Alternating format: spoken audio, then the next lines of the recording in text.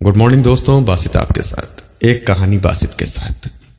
आज की कहानी पूजा कुमावत जी की है, जयपुर राजस्थान से। पूजा कुमावत जी आरजे देव जी की लाडली बिटिया है, radio jockey RJ Dev ji की।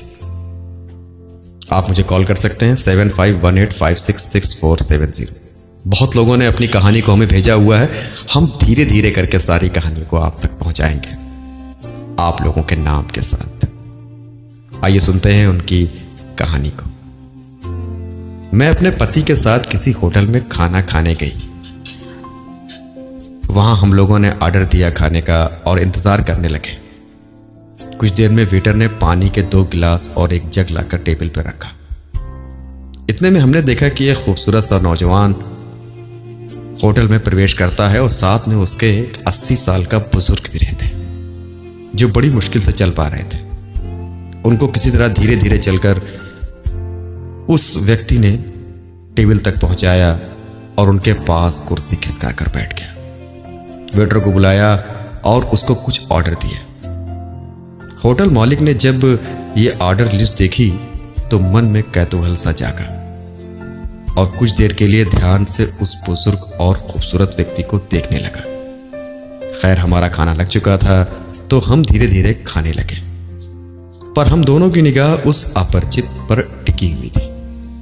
खैर, उस टेबल पर वेटर ने उनका मनपसंद खाना लगाया। बेटे ने उन बुजुर्ग को अपने हाथे से खाना खिलाना शुरू किया। बुजुर्ग से ठीक से खाना नहीं खाया जा रहा था।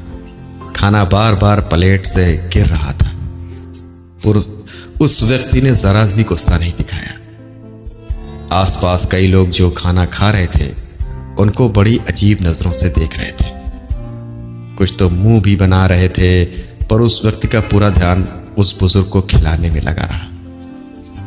हमारा कौतूहल और बढ़ गया और हम खाना भूलकर बस उनकी तरफ देखने लगे।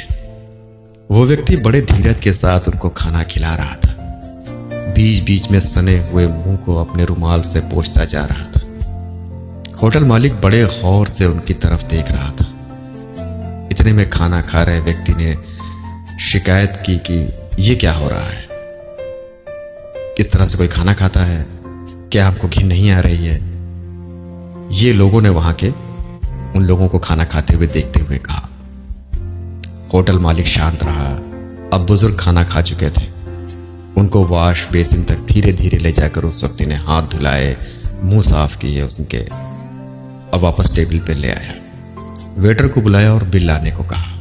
लेकिन ये क्या, होटल मालिक खुद बिल लेकर आए और पूछा कि ये आपके कौन हैं। उस व्यक्ति ने गर्व से बताया कि ये मेरे पिताजी हैं और उनकी एक ही इच्छा थी, एक ही ख्वाहिश थी, जो भी मेरी सेवा करनी हो, जो कुछ ही मुझे खिलाना हो, मेरे जीते जी ही खिला देना, ताकि मेरे मन में कोई ख्वाहिश न रह जाए और श्राद्ध पक्ष में तुझे कौवों को बुलाकर नहीं खिलाना पड़े।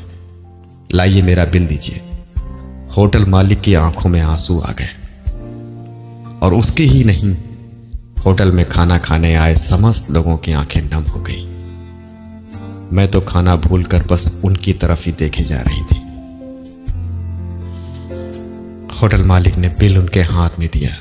व्यक्ति ने बिल खोलकर देखा तो उसमें सिर्फ शून्य था और कुछ नहीं।